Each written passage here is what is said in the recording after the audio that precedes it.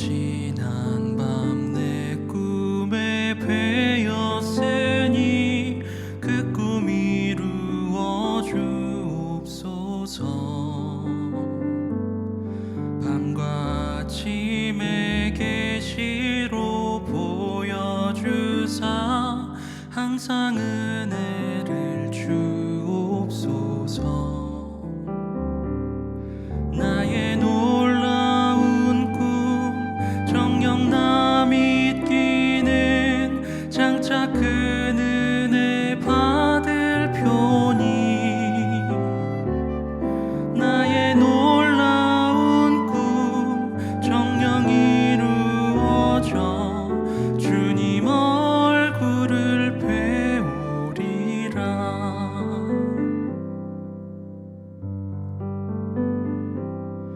마음 괴롭고 아파서 낙심될 때 내게 소망을 주셨으며 내가 영광의 주님을 바라보니 앞길 환하게 보이도다. 나의 놀라운 꿈 정녕 남이 뛰는 장차 큰 은혜 받을 표니. 나의 놀라운 꿈 정녕 이루어져 주님 얼굴을 배우리라.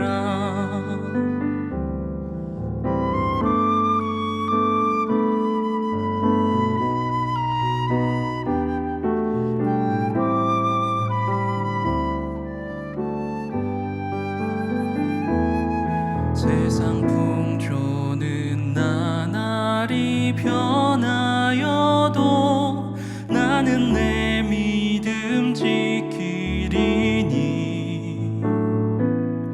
인생 살다가 죽음이 꿈 같으나 오직 내 꿈은 참되리라.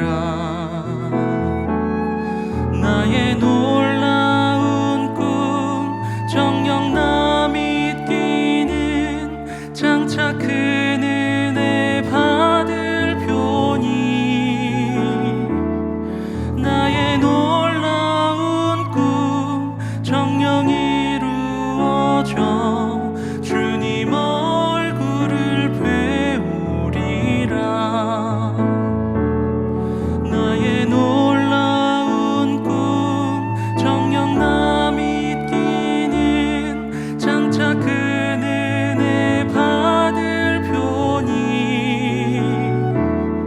나의 놀라운 꿈 정녕 이루어져 주님 얼굴을 배우리라.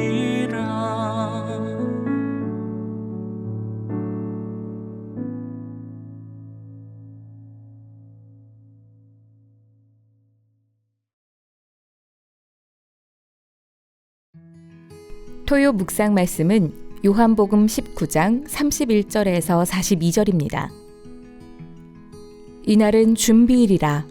유대인들은 그 안식일이 큰 날이므로 그 안식일에 시체들을 십자가에 두지 아니하려 하여 빌라도에게 그들의 다리를 꺾어 시체를 치워달라 하니, 군인들이 가서 예수와 함께 못 박힌 첫째 사람과 또 그 다른 사람의 다리를 꺾고 예수께 이르러서는 이미 죽으신 것을 보고 다리를 꺾지 아니하고, 그중 한 군인이 창으로 옆구리를 찌르니 곧 피와 물이 나오더라.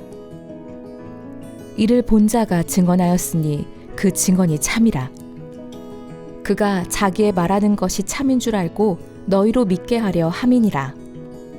이 일이 일어난 것은 그 뼈가 하나도 꺾이지 아니하리라 한 성경을 응하게 하려 함이라. 또 다른 성경에 그들이 그 찌른 자를 보리라 하였느니라.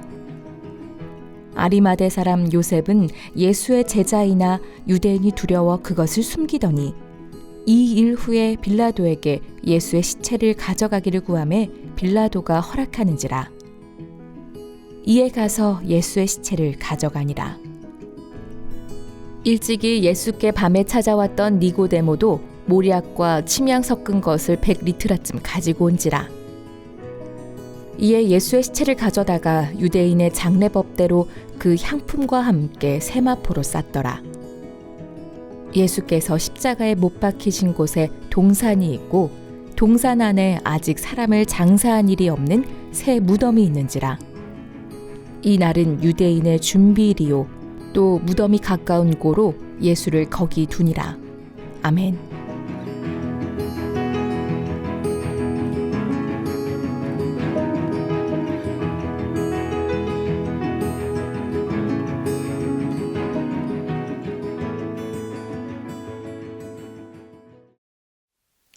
성도 여러분, 안녕하세요. 오늘 제목은 십자가 죽음과 부활 사이라는 제목으로 함께 말씀을 나누도록 하겠습니다. 예수님께서는 다 이루었다. 구원의 이 땅에 오신 사명을 모두 이루시고 이제 십자가에서 죽으셨습니다. 영원히 떠나가셨습니다. 오늘 31절에도 보면 나와 있고요. 42절에도 나와 있고 이날은 준비일이라 유월절 전날에 예수님은 죽으시고 그리고 오늘 성경에서 참 이 장면을 기록한 곳이 흔치 않은데 예수님이 십자가에 죽으시고 부활 사이에 이를 기록한 말씀이 오늘 본문 내용입니다. 어떠한 일이 있었는지 그리고 이 일의 의미에 대해서 한 번 더 십자가의 일에 대해서 생각해 보면서 교훈을 얻도록 하겠습니다. 첫 번째는 예수님께서 우리 죽으신 이후에 로마 군인들에 의해서 창으로 찔림받은 사건을 지금 표현하고 있습니다. 그 장면을 통해서 예수님의 십자가 사건은 분명한 성육신의 죽음이었고요. 구약의 모든 약속의 말씀을 성취하는 사건이라는 것을 보여주고 있습니다. 다음 날이 예수님이 죽으신 날이 준비일, 다음 날이 유월절 명절이었기 때문에 유대인들은 예수님의 시체가 유월절에는 매달려 있지 않도록 지금 시체를 내려달라고 요청하고 있습니다. 무슨 말이죠? 유대인들은 시체가 땅 위에 있으면 그 땅이 더러워진다는 그런 구약의 율법의 말씀이 있거든요. 자신들만의 거룩을 지키기 위해서 거룩의 근원 되시는 예수님을 죽여버리는 엄청난 죄악을 저지른 것이죠. 예수의 시체를 내려달라. 그래서 로마 군인들이 이제 십자가에 있는 죄수들을 이제 확인을 합니다. 확인을 해보니까 예수님 옆에 있는 두 사람은 아직 숨이 남아있는지 모르겠지만 그래서 다리를 꺾어버립니다. 다리를 꺾어버려서 더 피가 나게 하고 그리고 또 숨이 더 가파르게 해서 빨리 죽게 되는 거죠. 그렇게 해서 당일에 시체를 치우기 위해서 확인을 하는데 이미 예수님은 죽어 있었다라고 말씀을 합니다. 그리고 그 죽은 시체를 확인한 이후에 창으로 찔러 버리게 되죠. 찔러서 그 몸에서 피와 물이 흘러나왔다라고 설명을 하고 있습니다. 2중 3중으로 예수님께서는 사람으로서 죽음을 당하셨다라고 우리에게 지금 보여주고 있습니다. 이 요한복음 저자는 심지어 이 죽음은 분명한 사실이기 때문에 참 증언을 하고 있다. 35절에도 보시면 이를 본 자가 증언하였으니 그 증언이 참이라. 당시 예수님은 하나님으로 신으로만 오셨고 사람이 아니었다라는 그런 이단 분파가 있었거든요. 그런 이단에도 지금 정확하게 설명을 하면서 예수님은 하나님이시면서 사람으로 오신 참 예수님, 우리의 구원을 모두 이루신 분이라는 것을 분명히 설명하고 있습니다. 예수님은 사람으로서 죽으셨습니다. 그래서 우리 인류의 사람의 모든 죄를 떠안으실 수 있는 분이시라는 거죠. 예수님은 사람으로서 죽으셨다. 그리고 예수님의 죽음의 의미를 또 생각해 볼 때 모든 구약의 말씀을 성취하셨습니다. 특별히 출애굽기 12장에 보면 유월절 어린 양은 뼈가 꺾이지 않아야 됩니다. 예수님은 뼈가 꺾이지 않은 그 일들을 오늘 기록해 놓고 있습니다. 유월절 어린 양 대신 예수님을 지금 말씀함과 동시에 시편 32편 19절 20절에 보면 의인은 고난이 많으나 여호와께서 그의 모든 고난에서 건지시는도다. 그의 모든 뼈를 보호하시며 그 중에서 하나도 꺾이지 아니하도다. 하나님의 보호하심을 설명함과 동시에 민수기 9장에 있는 말씀, 유월절 어린 양을 또 설명하는 말씀인데요.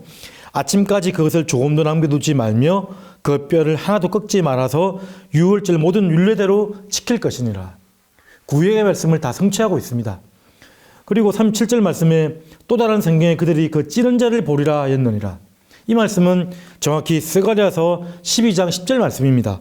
내가 다윗의 집과 예루살렘 주민에게 은총과 강구하는 심령을 부어주리니 그들이 그 찌른 바 그를 바라보고 그를 위하여 애통하기를 독자를 위하여 애통하듯 하며.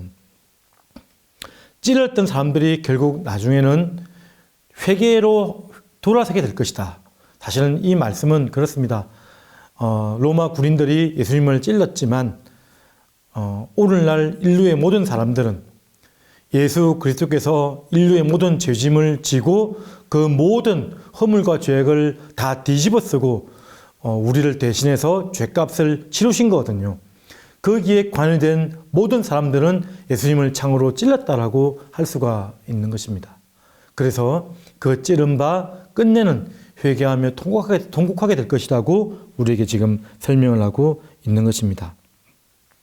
십자가에 죽으신 예수는 하나님의 모든 진노와 저주를 다 싸잡아 메고 다 짊어지고 십자가에서 완전히 죽으셨고요. 성경의 모든 말씀을 성취하시고 응하셨던 분입니다.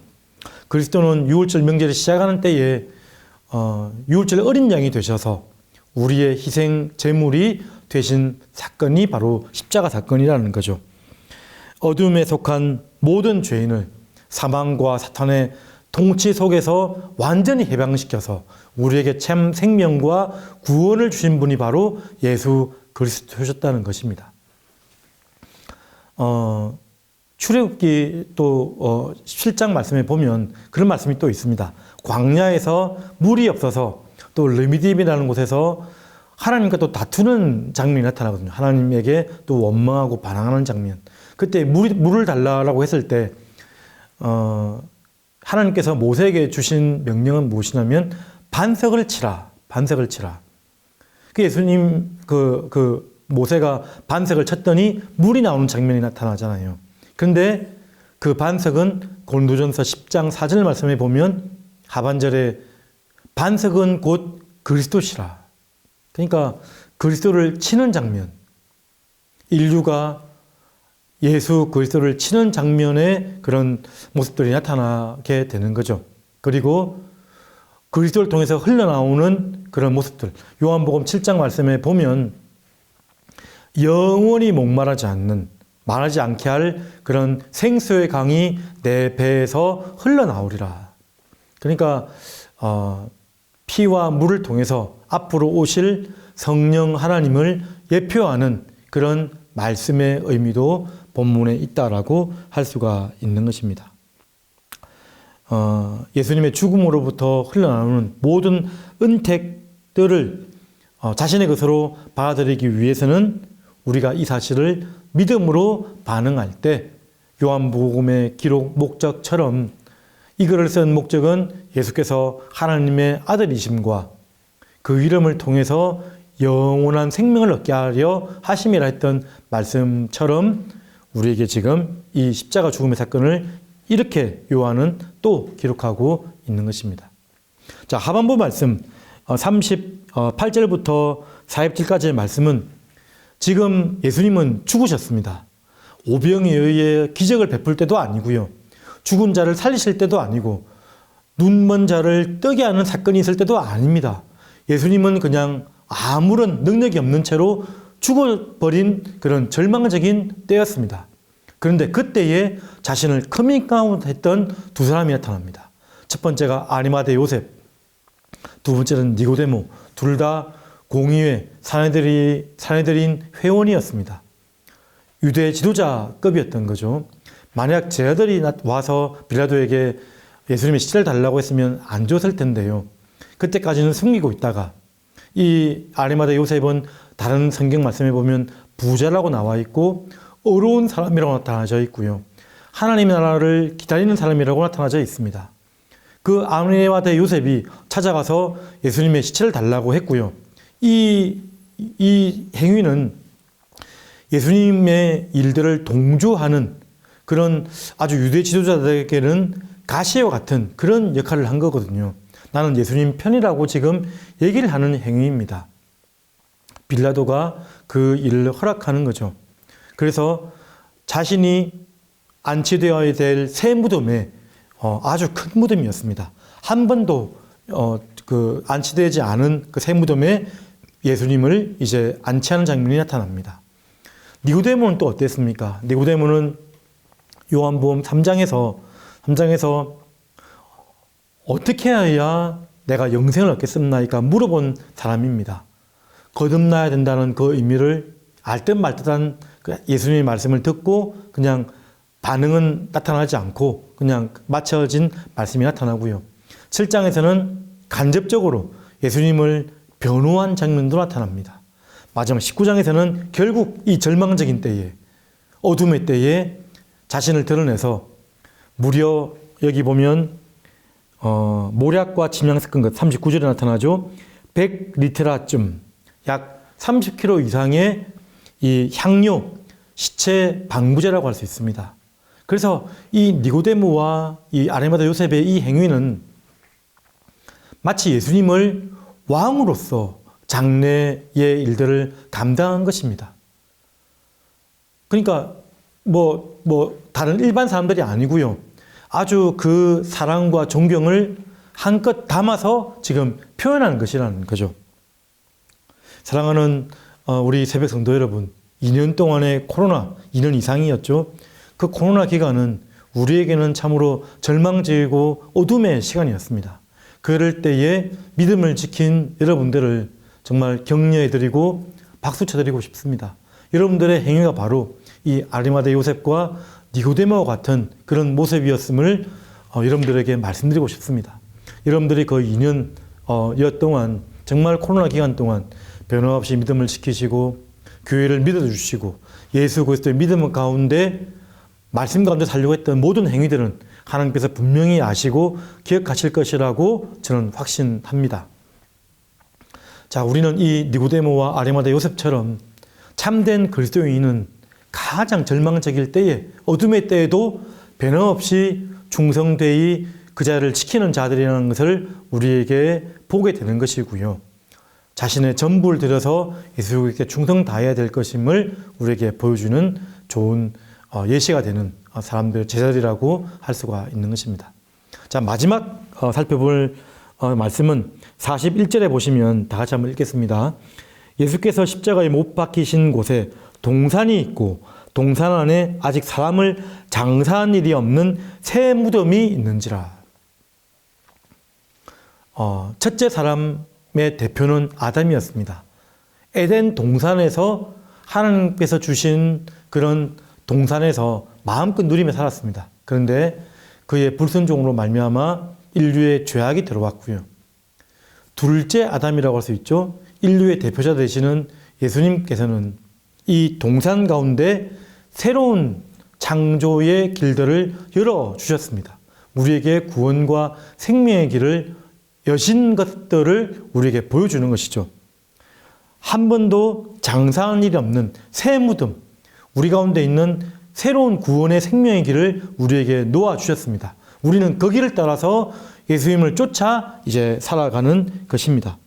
로마서 6장 5절 말씀에 보면 우리가 알거니와 우리의 옛사람이 예수와 함께 십자가에 못 박힌 것은 죄의 몸이 죽어 다시는 우리가 죄에게 종노릇하지 아니하려 함이니.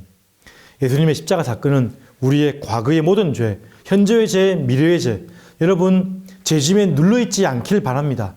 하나님께서 우리의 모든 어둠의 일들을, 죄악된 일들을 다 짊어주시고 십자가에서 죽으셨습니다. 이 사실을 우리가 믿음으로 반응하고 힘차게 용기 있게 담대하게 하나님 앞에 담대히 나아가는 여러분들이 되시기를 간절히 바랍니다. 그 자유와 해방된 마음으로 부활주일, 내일 부활주일인데요. 부활주일을 맞이했으면 좋겠고요. 부활의 모든 감사의 일들을 하나님께 고백하며 나갔으면 좋겠습니다.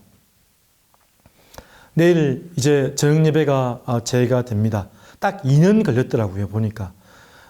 온라인으로 저녁 예배를 좀 드리다가 멈춰졌습니다. 4월 달에 멈춰졌다가 4월 달에 다시 저녁 예배가 제가 됩니다. 현장에 나오셨으면 좋겠습니다. 여러분 현장에 나오셔서 함께 저녁 예배에 동참해 주시고요. 3일교회 저녁 예배는 세대 통합 예배입니다. 온 성도가 하나 되는 시간입니다. 그래서 교육부에서 세대 통합 예배를 드리지만 3일교회 십수년 동안 전통적으로 드렸던 이 저녁 예배가 바로 세대 통합 예배였던 거죠. 함께 동참하셔서 3일 교인으로서 하나됨을 누리시는 복된 시간이 되기를 간절히 바랍니다. 그리고 부활의 은혜, 십자가 죽음의 은혜를 깊이 묵상하여서 내일 부활주일을 맞이하는 우리 토요 새벽 성도님들이 되시기를 주님의 이름으로 축원드립니다. 다 같이 한번 기도하도록 하겠습니다. 십자가 죽음의 의미 다시 한번 기억하고요. 그리고 아리마다 요셉처럼 니고데모처럼 어려운 때에, 절망적인 때에도 하나님께 충성 다하겠습니다. 결단하면서 부활주일 감사하며 또 기도하며 나가는 저와 여러분 되셨으면 좋겠습니다. 다 같이 기도하도록 하겠습니다. 하나님 은혜를 감사드립니다.